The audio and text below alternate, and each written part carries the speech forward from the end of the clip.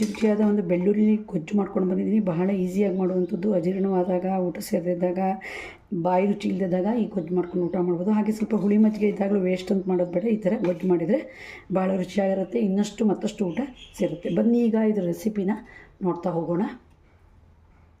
ನಾನಿಲ್ಲಿ ಹಿಂದಿನ ದಿನ ಉಳಿದಿರೋ ದಪ್ಪ ಮೊಸರು ಇಟ್ಕೊಂಡಿದ್ದೀನಿ. ಸ್ವಲ್ಪ ಹುಳಿ ಇದೆ. ಬೆಳ್ಳುಳ್ಳಿ ತೊಗೊಂಡಿದ್ದೀನಿ, ಅದಕ್ಕೆ ಉಪ್ಪು ತೊಗೊಂಡಿದ್ದೀನಿ, ಅಂದರೆ ಕಲ್ಲುಪ್ಪೇ ತೊಗೊಬೇಕು. ಹಾಗೆ ಖಾರಕ್ಕೆ ಸೂಜಿ ಮೆಣಸು ತೊಗೊಂಡಿದ್ದೀನಿ. ಹಸಿಮೆಣಸು ತೊಗೊಂಡ್ರೂ ಆಗುತ್ತೆ, ನಾವು ಮಲೆನಾಡೋರಲ್ಲ, ಹಾಗಾಗಿ ಸೂಜಿ ಮೆಣಸು ಉಪಯೋಗಿಸ್ತೀನಿ. ಇಲ್ಲಿ ಸೂಜಿ ಮೆಣಸು ಹಾಕ್ತೀವಿ, ಅದು ಪರಿಮಳಕ್ಕೆ. ಹಾಗೆ ಖಾರ ಜಾಸ್ತಿ ಇರಬಾರ್ದು, ಬೆಳ್ಳುಳ್ಳಿ ಪರಿಮಳನೇ ಜಾಸ್ತಿ ಇರಬೇಕು. ಕುಂಟಾಣಿ ತೊಗೊಂಡಿದ್ದೀನಿ, ಇದನ್ನು ಹಾಕೋಣ. ಕುಂಟಾಣಿ ಇಲ್ಲ ಅಂದರೆ ನೀವು ಮಿಕ್ಸಿ ಜಾರ್ ತೊಗೊಂಡು ಅದರಲ್ಲಿ ಹೀಗೆ ಅರ್ಜರಕ್ಲು ಅಂತೀವಲ್ಲ, ಹಂಗೆ ಮಾಡಿಬಿಟ್ರೆ ಸರಿ. ಈಗ ನೋಡಿ, ಹೀಗೆ ಜಜ್ಜಬೇಕು. ಅದು ಚೆನ್ನಾಗಿ ಮಿಕ್ಸ್ ಆಗಬೇಕು, ಬೆಳ್ಳುಳ್ಳಿ, ಮೆಣಸು ಮತ್ತು ಉಪ್ಪು.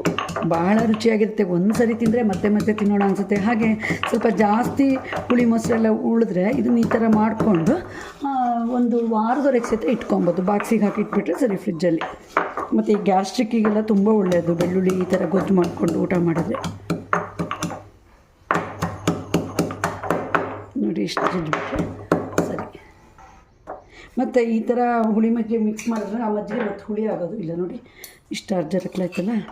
ಈಗ ಇದನ್ನು ಮೊಸರಿಗೆ ಹಾಕಿದರೆ ಸರಿ. ಬೆಳ್ಳುಳ್ಳಿದು, ಹಸಿಮೆಣಸಿಂದು ಗಮ್ಮಂತ ಪರಿಮಳ ಬರ್ತಾ ಇದೆ. ಇಷ್ಟು ಅನ್ನಕ್ಕೆ, ಒಂದು ಮುಷ್ಟಿ ಅನ್ನಕ್ಕೆ ಇಷ್ಟೇ ಹಾಕ್ಕೊಬೇಕು. ಇಷ್ಟು ಹಾಕ್ಕೊಂಡು ಸ್ವಲ್ಪ ಹುಡಿಯಾಗಿ ಕಲಿಸ್ಕೊಂಡ್ರೆ ತುಂಬ ಟೇಸ್ಟು. ಇದು ಊಟ ಮಾಡಿದ್ಮೇಲೆ ಬೇಕಾದ್ರೆ ಮಜ್ಜಿಗೆ ಅನ್ನ ಉಣ್ಬೇಕು ಅಂತೇನಿಲ್ಲ. ನಾವು ಒಗ್ಗರಣೆ ಮಾಡಲೇಬೇಕು ಅಂತಲೇ ಆದರೆ ನಾನು ಒಗ್ಗರಣೆ ಮಾಡ್ತೀನಿ. ಒಂದು ಸ್ಪೂನು ಎಣ್ಣೆ ಹಾಕಿದ್ದೀನಿ. ನಾನು ಹೆಚ್ಚಾಗಿ ಕೊಬ್ಬರಿ ಎಣ್ಣೆನೇ ಉಪಯೋಗಿಸೋದು. ಕೊಬ್ಬರಿ ಎಣ್ಣೆ ತುಂಬ ಪರಿಮಳ ಮತ್ತು ರುಚಿ ಜಾಸ್ತಿ, ಆರೋಗ್ಯಕ್ಕೂ ಒಳ್ಳೆಯದು. ಈಗ ಒಣಮೆಣಸು ಹಾಕೋಣ, ಒಂದು 2 ಪೀಸ್.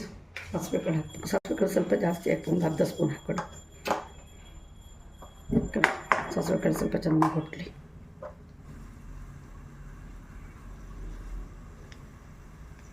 ಈಗ ಒಗ್ಗರಣೆ ಅಂತ ಗ್ಯಾಸ್ ಆಫ್ ಮಾಡೋಣ. ಈಗ ಒಗ್ಗರಣೆ ತೆಗೆದು ಹಾಕೋಣ. ಒಗ್ಗರಣೆ ಹಾಕಿದ್ಮೇಲೆ 1 ನಿಮಿಷ ಒಗ್ಗರಣೆ ಸುಟ್ಟು ಹೀಗೆ ಮುಚ್ಚಬೇಕು. ಆವಾಗ ಘಮ ಘಮ ಪರಿಮಳ ಇನ್ನೂ ಜಾಸ್ತಿ ಆಗುತ್ತೆ. ನೋಡಿ, ದಿಢೀರಂತ ಮಾಡೋ ಗೊತ್ತಿದ್ದು.